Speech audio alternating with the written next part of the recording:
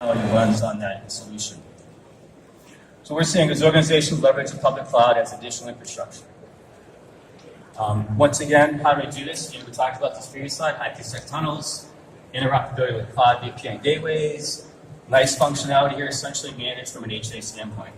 Right? So I can have multiple 40 managers managing multiple 40 gates. And once again, I could have a 40 manager managing 40 gate in the prem or sitting in the Azure cloud as well. Probably the most common use case is hybrid. This is probably the first thing people do. Second one is cloud services. So basically, this is what I talked about earlier. You have customers who have the line of business, just decided to throw something out there. All of a sudden now it's becoming sprawl, right? So cloud services, we talk about the capability of leveraging elasticity.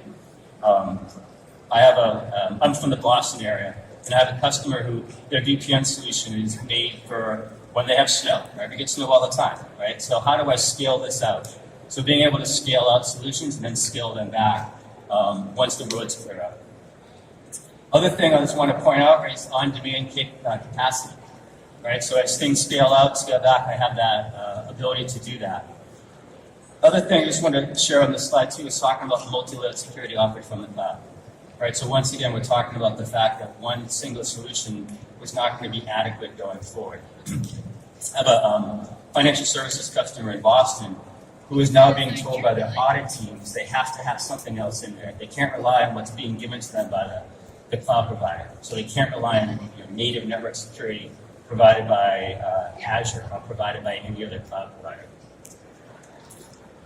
The last one I want to talk about is securing Office 365. So in the first slide, I talked about the growth within Azure, and one of the biggest reasons for growth is it's an easy migration if you have 365 already on-prem or in the cloud. So what we do is we have a solution that we call 40 mail. By the way, everything's 40. So it's 40 mail, 40 web, really easy to remember that way. So in this case, what we're doing is we're taking a look at everything from a 365 standpoint. We're going to scan that information. There's other products that fit into this as well. So if you take a look at the left-hand side, I have 40 sandbox. So 40 sandbox is where I take a look at the payload. Whatever is passed from an attachment standpoint, scan that and then say, hey, Steve Clark has downloaded some really bad stuff. Right? Let's quarantine him. The nice thing is all these solutions work together. So when you start looking at the various firewall vendors, we're the only firewall vendor that's out there that has this robust 40 mail solution, or mail solution as well, to protect Office 365. So the combination of 40 mail, 40 sandbox, and 40 CAS would really give you probably the best of breed solution out there from protecting of Office 365. One of the things that I don't have on here, I just want to make sure I talk about real briefly, is SD-WAN.